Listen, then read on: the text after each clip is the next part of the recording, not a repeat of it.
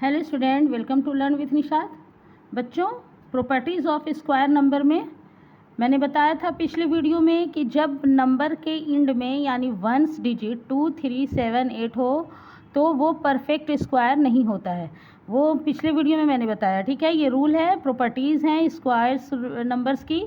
और जब 1 हो और 6 हो, 5 हो, 0 हो तो उसमें आपका परफेक्ट स्क्वायर होता है। ये वाले रूल में जो आज मैं अभी बता रही हूँ कि square of even numbers are always even. जैसे कि अगर इवन नंबर का स्क्वायर है, जैसे कि 6 स्क्वायर है ना, तो ये हमेशा 6 × 6 36 होगा, यानी कि ये भी इवन नंबर होगा। ये इवन नंबर का स्क्वायर अगर है, क्या प्रॉपर्टीज़ हैं? Square of even numbers are always even.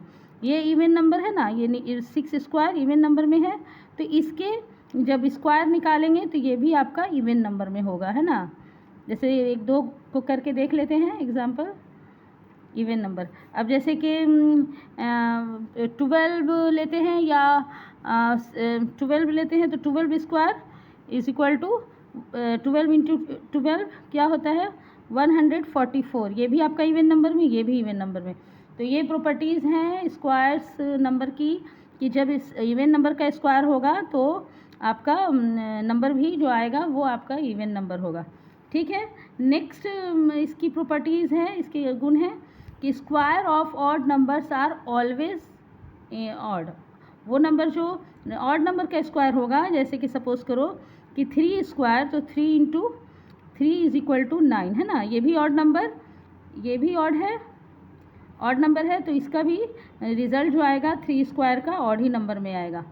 फिर देख लेते हैं दूसरा एग्जांपल कि 11 का रखो, 11 भी ऑड नंबर है। 11 स्क्वायर 11 × 11 क्या होता है? 11 × 11, 11 का निकालेंगे तो 121, ये भी आपका ऑड नंबर में आएगा। ये आपकी प्रॉपर्टीज़ है। Next properties of square numbers बताती हूँ। Next property, a perfect square leaves a reminder of 0 या 1 व्हेन डिवाइडेड बाय 3।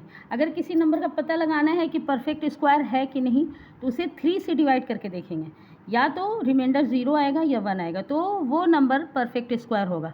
फिर से समझें कि परफेक्ट स्क्वायर का पता लगाने के लिए कोई नंबर है, 2-3 मैंने एग्जांपल दिए कि लास्ट में अगर आपका वंस डिजिट में 1, 2, 3 7, 8 है तो वो परफेक्ट स्क्वायर नहीं होगा, कभी नहीं होगा।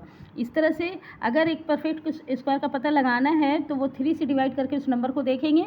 3 से डिवाइड करने के बाद अगर वो रिमाइंडर 0 या 1 आता है तो वो परफेक्ट स्क्वायर है। जैसे कि सपोज़ करो कि हम 16 करते हैं। 16 किसका परफेक्ट स्क्वायर? 4 स्क्वायर का है, 4 स्क्वायर का है ना 16 को ये देखने के लिए कि ये परफेक्ट, जैसे ये नंबर अगर दिया हुआ है कि 16 परफेक्ट स्क्वायर है कि नहीं, इसे 3 से डिवाइड करके देखते हैं। 3 से डिवाइड करेंगे तो 3 5 = 15, इसका क्या आएगा? 5 आएगा और रिमाइंडर इसका 1 बचेगा, है ना। डिवाइड करके देखेंगे, रिमाइंडर 1 बचेगा, तो यानी कि ये परफेक्ट स्क्वायर है ना। ये परफेक्ट स्क्वायर है, ये 4 का परफेक्ट स्क्वायर है।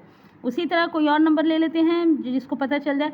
अगर 1 रिमाइंडर बच रहा है या 0 बच रहा है, जैसे 6 से 3 को डिवाइड करेंगे तो 3 5 = 15 और ये 1 रिमाइंडर बचा, तो कोई भी नंबर जैसे कि पता नहीं है, बड़ी डिजिट का नंबर है, जैसे इसका पता लगा लें 144, ये परफेक्ट स्क्वायर है कि नहीं, इसे पता लगा लें। जैसे पता नहीं है कि ये परफेक्ट स्क्वायर है कि नहीं, तो इसे क्या करेंगे कि 3 से पहले डिवाइड करके देख लेंगे। 3 4 = 12, है ना। और ये आपका हो गया 2 आया, 3 8 = ये 4 है, 3 8 = 24, 3 4 = 12, 2 और 3 4 = 24, 3 8 है ना 24, तो कट गया, यानी कि 0 रिमाइंडर आ गया। ये 0 रिमाइंडर है, रिमाइंडर जब 0 है तो यानी कि ये नंबर का परफेक्ट स्क्वायर होगा, है ना। ये इस तरह से प्रॉपर्टीज़ ऑफ, जब रिमाइंडर 0 आ रहा है, जैसे कोई नंबर, जैसे 144 का हमें पता नहीं है, हमें इसे डिवाइड करके देखा, इस नंबर का हमको पता नहीं है कि क्या ये परफेक्ट स्क्वायर है कि नहीं। ये बड़ी डिजिट का भी नंबर आपको पता लगाना होगा, तो आप उसको 3 से डिवाइड करके उसमें देखेंगे। अगर रिमाइंडर ये क्या है कि a perfect square leaves a reminder of 0 और 1 व्हेन डिवाइडेड बाय 3। इस तरह से बच्चों सॉल्व करना अगर क्वेश्चन आएगा तो परफेक्ट स्क्वायर जानने के लिए। Thanks for watching.